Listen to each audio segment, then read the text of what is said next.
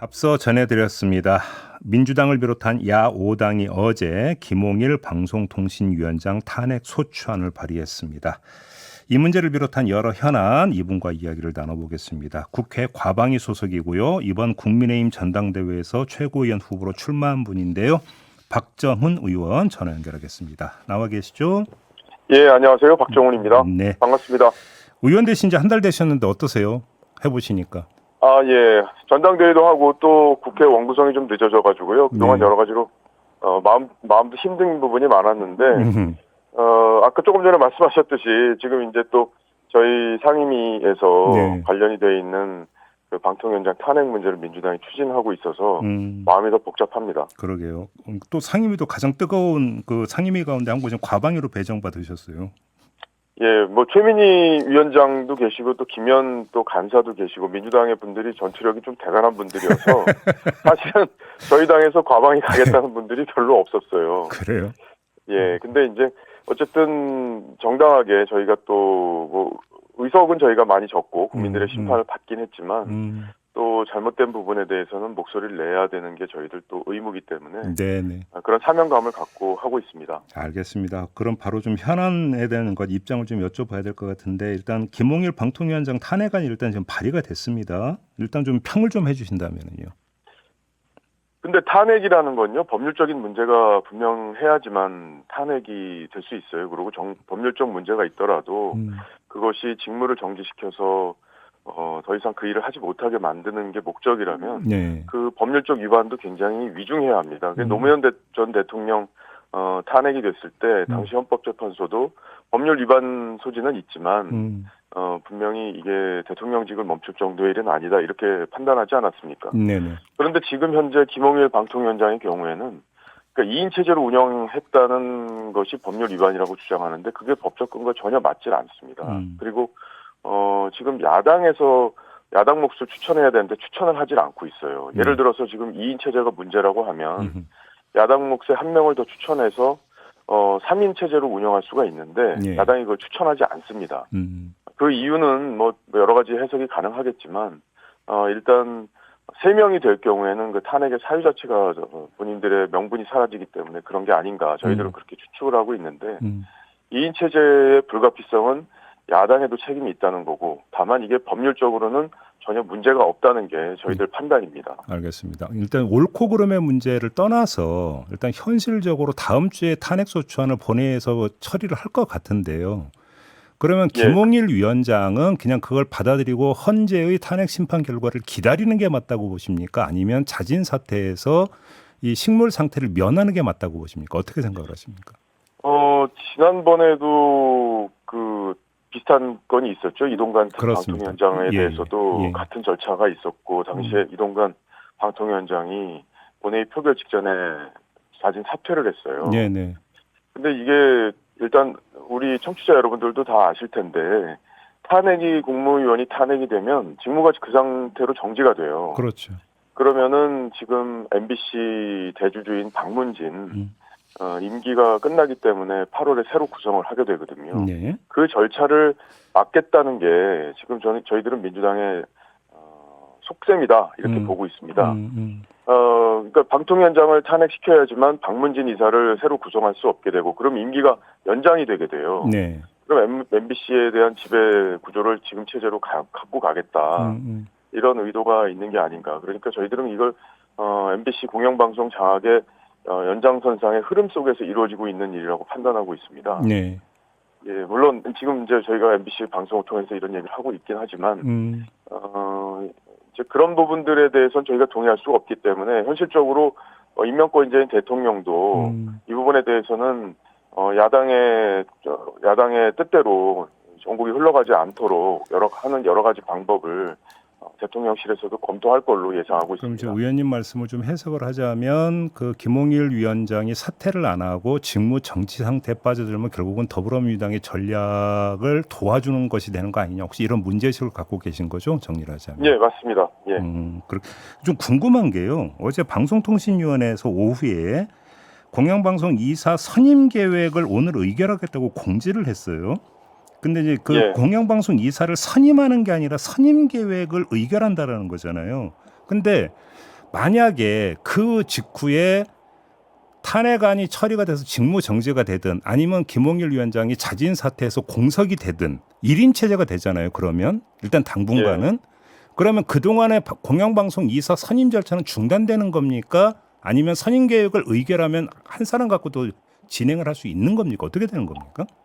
그거는 이제 계획을 의결하는 것과 실제 내용을 추진하는 걸 의결하는 것과는 차이가 있기 때문에 그러니까요. 거기서는 여러 가지 논란이 가능할 것 같고요. 예. 그건 좀 법적으로 어떻게 될지 여부는 방통위에서도 아마 판단을 해서 추진할 걸로 예상하고 있습니다. 다만 이 계획을 의결하는 것 자체로 네. 지금 저희의 추진 의지나 방통위에서 그 문제되는 부분들을 정리하겠다는 의지를 보이는 부분이라고 해석하시는 게 지금으로서는 더 현실적인 해석이라고 볼 수 있겠습니다. 그 전에 이제 그 방송사법이 본회의로 넘겨졌잖아요. 이것도 예. 아마 다음 주에 이제 그 본회의에서 표결 처리될 가능성이 높다고 보는데 대통령이 거부권을 행사할 수밖에 없다 이렇게 판단하시는 거죠? 근데요, 이 야당이 야당이 의석수는 많이 갖고 있지만 네. 실제로 협치를 무시하게 되면 야당의 권한은 별로 없어요. 대통령에게 거부권이라는 부담을 주는 정치적 부담을 주는 것 외에는 아무 의미가 없습니다. 네. 어떤 법안도 야당 마음대로 통과시켜서는 실제 집행이 되질 않아요. 그렇기 때문에 여야가 이 문제를 충분히 논의해서 합리적인 대안을 찾는 방법으로 해야지만 대통령도 거부권을 행사할 수 없기 때문에 네. 야당이 추진한 바를 추진할 수가 있는 거거든요. 예. 근데 지금 현재로는 방송사 통과시키면 대통령이 어떻게 얘기했습니까? 이미 여야 간에 합의가 되지 않은 법은 거부권을 행사하겠다는 취지의 말씀을 하셨잖아요. 네네. 그렇기 때문에 이 법안들도 당연히 쟁점 법안이고 저희 여당이 동의하지 않았기 때문에 대통령은 제 요구를 국회에 할 것으로 그렇게 예상하고 있습니다. 알겠습니다. 좀 이제 그 전당대회 관련 좀 질문 좀 드릴게요, 의원님. 최고위원 출마를 네네. 선언하셨는데 그 의원님의 단독 판단입니까? 아니면 한동훈 후보의 요청이 있었던 겁니까? 한동훈 위원장의 저희가 지금 러닝메이트로 지금 운영하고 있지 않습니까? 예. 근데 러닝메이트에 대해서 여러 가지 이제 논란도 있긴 한데 저희 당규에 보면 후보자가 아닌 국회의원은 선거운동을 할 수 없다 이렇게 돼 있어요. 전당대회 때. 예.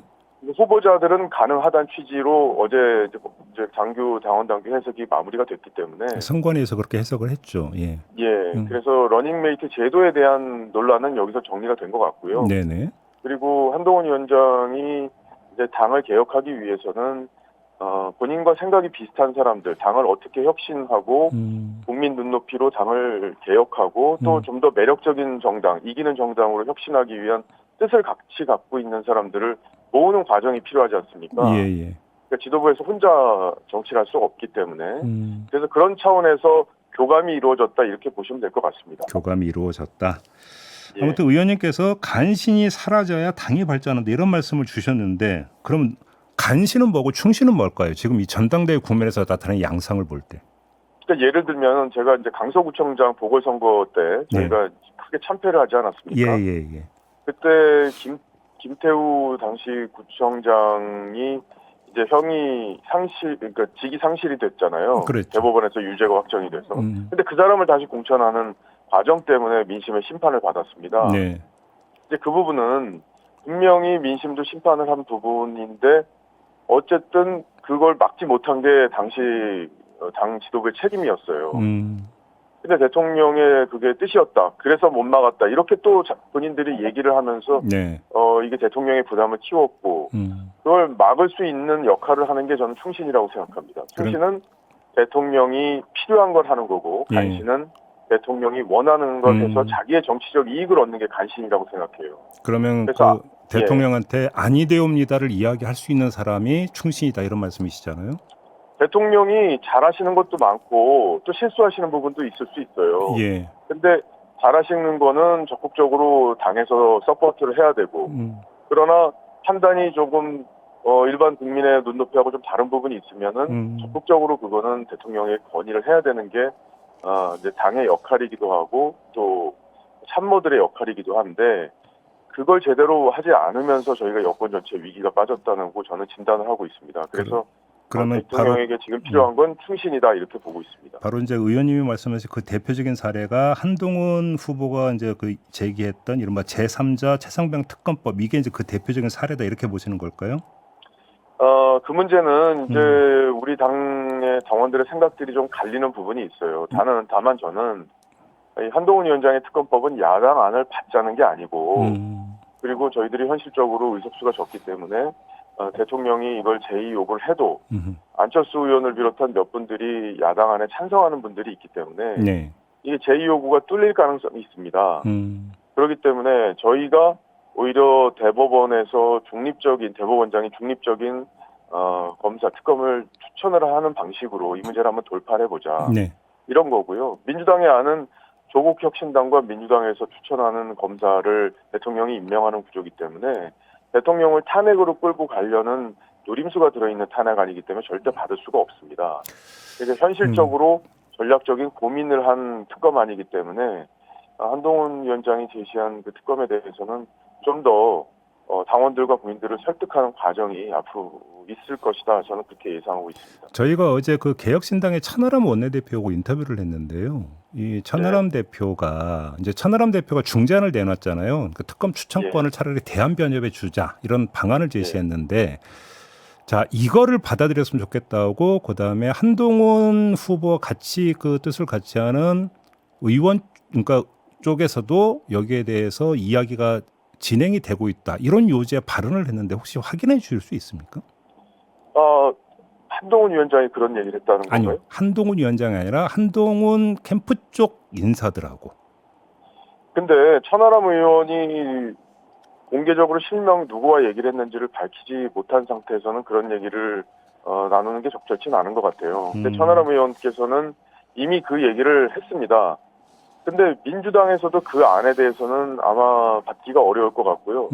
그리고 대한변협은 투표를 통해서 이제 지도부를 구성하는 곳이거든요. 예. 그렇기 때문에 어떤 그 여론의 흐름이나 이런 것들 여러 가지 정치적 상황들을 고려할 가능성이 있습니다. 그래서 저희들은 당장 물론 이 문제는 캠프에서 좀 더 논의를 해봐야겠지만 그걸 받을 수 있다 없다고 얘기할 수는 없어요. 다만 민주당이 지금까지 해온 행태를 보면 민변 출신 변호사를 거기에 넣어야지만 지금 여론을 끌고 갈 수 있다고 보기 때문에 민주당에서도 아마 그 부분은 고려하지 않고 있는 것으로 저는 알고 있습니다. 알겠습니다. 홍준표 대구시장이 계속 그 한동훈 후보를 공격을 하고 있지 않습니까? 그냥 이것저것 다 떠나서 어떻게 받아들이세요, 의원님은? 왜 그런다고 생각을 하세요? 뭐 왜 그러는지는 제가 홍준표 시장님에게 물어보지 않았기 때문에 잘 모르지만 그 짐작은 하시잖아요. 우리 국민들께서. 그리고 당원들도 여기 현장 내려와 보면요.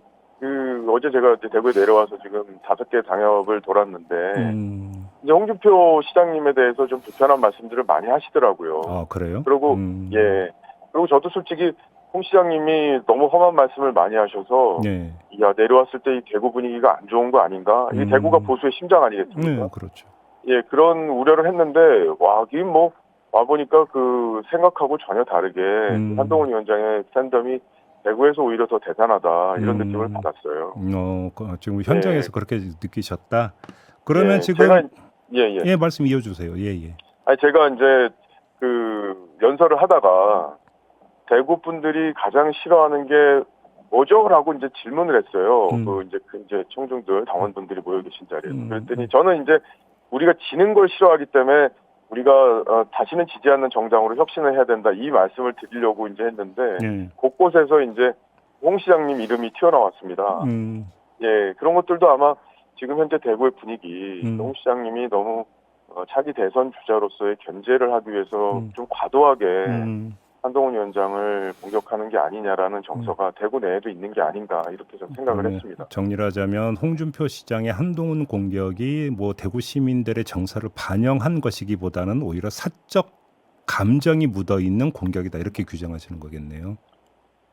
뭐 원희룡 위원장도 공동선대위원장이었고요. 그리고 나경원 의원도 공동선대위원장이었습니다. 지난 총선에서. 누구도 총선 패배로부터 자유로울 수 없어요. 대통령도 본인 책임이라고 말씀하셨고 한동훈 위원장도 100% 본인 책임이라고 얘기했어요. 그러면 이 책임을 공유하는 가운데서 우리가 일어서야 되는데 그걸 특정인에게 책임을 다 몰면서 그 비판을 수위를 너무 높이는 것은 당의 어른으로서 조금 당원들이 공감하기 어려운 부분이 있지 않나. 알겠습니다. 저는 그렇게 보고 있습니다. 너무 한동훈 후보에 대한 질문만 드렸는데 우리 박정은 의원님은 최고위원 후보로서 당선을 확신하십니까? 뭐 당선을 확신하고 움직일 수는 없어요. 네. 그러면 낮은 자세로 이렇게 뛰기가 어렵고 네. 고개를 90도를 숙여야 되는데 70도만 숙여줄 수도 있지 않습니까? 네. 예. 그럼 어쨌든 겸손한 자세로 우리 당원들에게 다가갈 생각입니다. 알겠습니다. 자, 오늘 말씀 여기까지 듣도록 하겠습니다. 고맙습니다, 의원님. 예, 초대 감사합니다. 네, 박정훈 국민의힘 의원이었습니다.